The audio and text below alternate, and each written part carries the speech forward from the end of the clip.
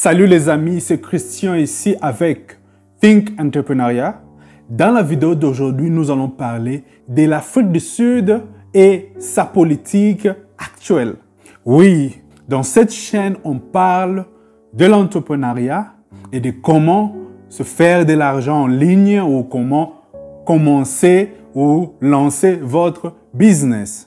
Mais comme vous le savez, la politique et l'économie marchent ensemble. L'entrepreneuriat et la politique marchent ensemble parce que c'est la politique qui nous crée l'environnement nécessaire pour entreprendre.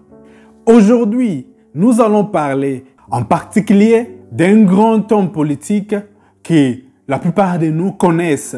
Il s'agit de Julius Malema et puis de l'homme le plus riche du monde, Elon Musk. Comme vous le savez, Elon Musk, c'est un Sud-Africain d'origine. Il est né en Afrique du Sud. Et il accuse Julius Malema d'incitation au génocide des Blancs en Afrique du Sud. Avant de continuer cette vidéo, j'aimerais bien vous demander si vous êtes nouveau ici dans cette chaîne, s'il vous plaît, abonnez-vous, activez la cloche des notifications et aimez cette vidéo. Et si possible, partagez. Cela nous aide beaucoup pour l'algorithme. Lors de la 10e anniversaire du parti EFF, qui signifie Economic Freedom Fighter, cher à Julius Malema, le 29 juillet, en célébration, il chantait « Tuer le blanc ». Le Sud-Africain noir chantait cette chanson lors de la résistance des Noirs aux Blancs, lors de l'apartheid. Et maintenant, la partie à Julius Malema a ramené la chanson lors de leur célébration. Et cela a créé vraiment une polémique partout. Et cela n'a pas tardé jusqu'à ce que Benny Johnson a tweeté une vidéo de cette célébration où Julius Malema et son parti chantaient « Tuer le blanc, tuer le blanc ». Et Elon Musk n'a pas tardé aussi à retweeter cette vidéo et il a tagué le président en disant que Ramaphosa, tu ne dis rien, tu dois dire quelque chose par rapport à ça. Et ça a créé encore une polémique grave sur Twitter et dans le média sud-africain. Jusqu'à ce que Julius Malema a encore organisé une conférence de presse où il traitait Elon Musk de stupide. Julius Malema est connu par son franc-parler et il parle. Mais j'aimerais bien tirer un peu notre attention ici. L'Afrique du Sud est réputée avec son sens de xénophobie, c'est-à-dire quoi? Attaque contre les autres étrangers noirs et puis attaque contre le blanc. Ils accusent les noirs étrangers de venir prendre leur travail et voler leurs femmes et des histoires tout consort. Ils disent beaucoup de choses par rapport à ça. Et puis, ils accusent le blanc d'avoir la monopolie des business et tout. Parce que, qu'on le veuille ou pas, l'économie sud-africaine est contrôlée par le blanc. Et chasser le blanc en Afrique du Sud, ou tuer le blanc en Afrique du Sud, veut dire tuer l'économie sud-africaine. Mais, voyons un peu les statistiques de ces pays, l'Afrique du Sud, depuis que l'ANC avait pris le pouvoir. Je pense que c'était en 1994 que Mandela a pris le pouvoir et les Noirs ont pris contrôle sur presque toutes les institutions. Qu'est-ce que l'Afrique du Sud est devenue depuis 1994 où les Noirs ont pris le pouvoir? J'avais fait quelques recherches sur combien le Sud-Africain gagne par mois. 12% des Sud-Africains gagnent 1350 $ par mois. Seulement 12%. Et encore, dans ces 12%, vous devez mettre le parti politique, le politicien, leurs enfants, et puis quelques gens qui travaillent dans des entreprises privées. 12%. Mais ce qui est choquant, 88% des Sud-Africains, si on veut être modeste, 87% des Sud-Africains sont pauvres. Et dans le 87% de ces Sud-Africains, 74% gagnent moins que 350 $ par mois, qui est quelque chose de 6 000 rand par mois. Et il ne faut pas dire que non, nous, c'est dans d'autres pays africains, non. La vie en Afrique du Sud est chère. Vous ne pouvez pas imaginer une personne gagner 300 $ ou 350 $ par mois pour payer les loyers. Avec combien? L'électricité, le transport et la plupart de l'argent que ces gens-là gagnent dans le 350 $ là, c'est avec les transports à l'intérieur. Donc, si on enlève le transport pour aller au travail, la personne va rester peut-être avec 100 $, 150 $. Ça dépend là où la personne travaille. Ça, depuis que l'ANC ou les Noirs sont au pouvoir, c'est-à-dire les Noirs, quand je mets les Noirs, je mets le parti des Malema et FF et puis l'ANC et les autres partis politiques. Et seulement 1% des Sud-Africains gagnent donc quelque chose de 10 000 $ par mois. Et la plupart d'eux, ce sont les politiciens. Les politiciens qui sont dans les entreprises publiques, le président, et ça c'est le salaire, pas d'autre, pas autre chose. Et puis vous allez peut-être mettre le chef d'entreprise, les gens qui ont leur propre entreprise. Avec cette situation-là, est-ce que dans ces contextes où le blanc ne dirige pas l'Afrique du Sud politiquement depuis 1994, est-ce qu'on a le droit, on doit avoir le courage de chanter encore aujourd'hui là, tuer le blanc? Ok, statistiques, la population, la pauvreté. Parlons maintenant de la corruption en Afrique du Sud. C'est grave. La corruption, c'est grave. Des détournements des fonds de l'État, grave. Problème des coupures d'électricité. Ça fait maintenant, je pense, 2 ans ou 3 ans, ou même plus, que l'Afrique du Sud souffre de coupures d'électricité. Il y a du délestage 3 fois ou plusieurs fois dans la journée. Il y a même des endroits là où il n'y a pas d'électricité. Pourquoi? Parce que les politiciens qui incitent la population à tuer, qui incitent aux guerres civiles, volent de l'argent qui devait donner l'électricité à la population. Détournement des fonds et l'électricité est vraiment en danger. Et cela fait que beaucoup des entreprises ferment leurs portes et quittent l'Afrique du Sud. C'est la faute des Blancs. La sécurité en Afrique du Sud est devenue un grand problème. On sait que l'Afrique du Sud est l'un des pays là où le banditisme, c'est vraiment au niveau. L'insécurité, c'est vraiment au top. Ici, ce n'est pas des rebelles, mais ici, ce sont les bandits. Et encore, c'est que vous devez savoir que d'autres choses qu'on voit chez nous, moi je suis un Congolais chez nous, au Congo, là où il y a des rebelles qui prennent des mines, et pour prendre des mines illégalement, et tuer, font des histoires. Les histoires là commencent à se reproduire ici en Afrique du Sud.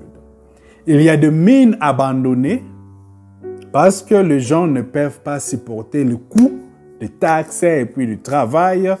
Les entreprises ont fermé. Et qu'est-ce qui se passe maintenant? Les gens sud-africains, pas blancs, noirs, ils vont dans ces mines-là illégalement et exploitent ça illégalement. Et ils ont des armes et ils sont prêts à tuer. L'insécurité est dans un niveau très élevé ici en Afrique du Sud.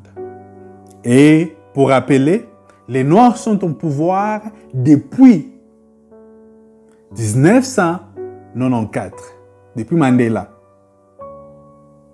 Problème des aliments. Le prix des denrées alimentaires augmente chaque jour. Et les aliments augmentent, le salaire reste le même. Problème des routes.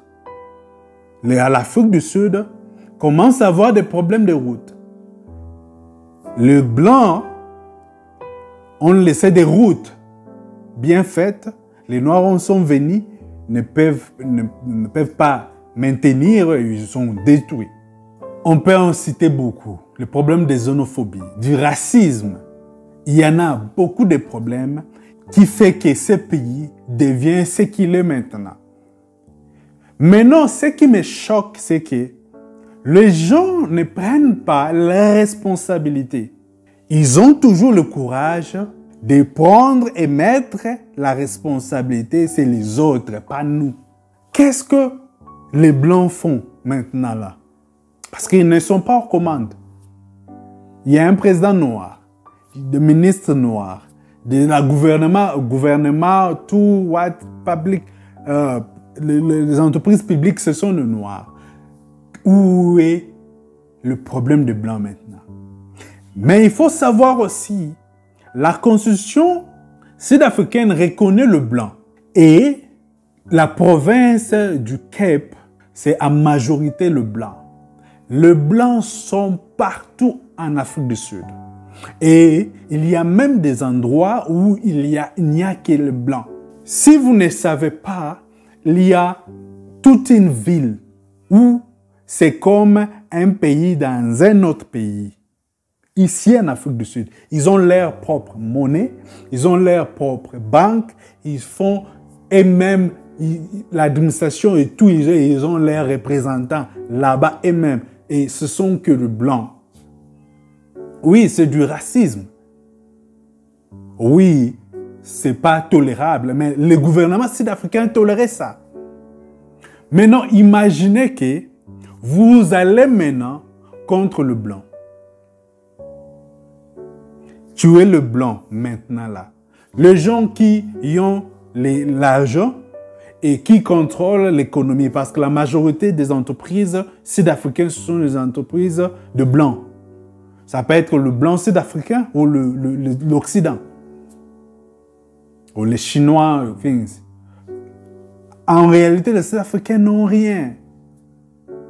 Maintenant, vous imaginez que vous allez contre ces gens-là, attaquer ces gens-là.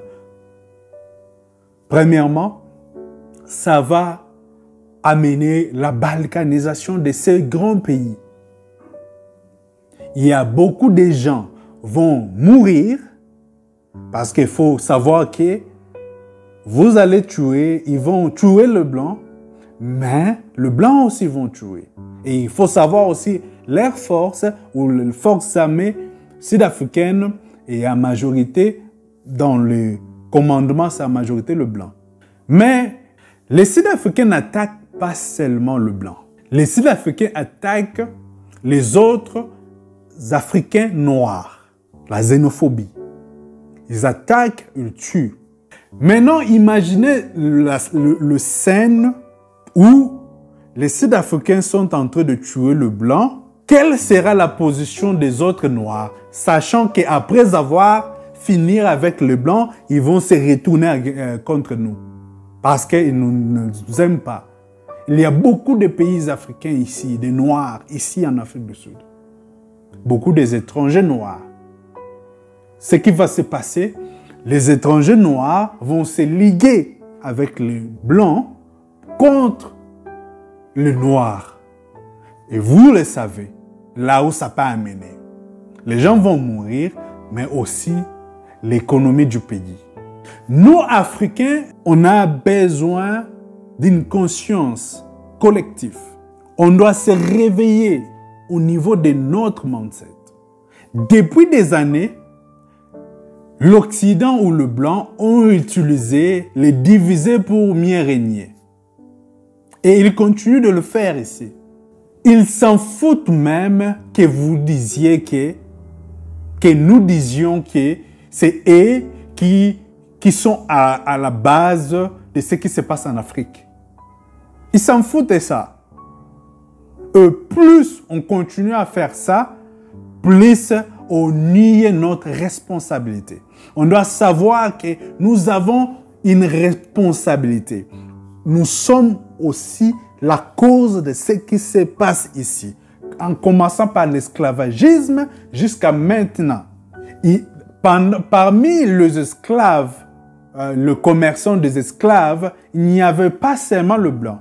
Il y avait aussi le noir, le chef coutumier ou le chef de village qui partait dans d'autres villages faire la guerre, conquérir et prendre les gens et vendre ces gens-là aux Portugais et aux autres Européens. Nous, le blanc, le noir.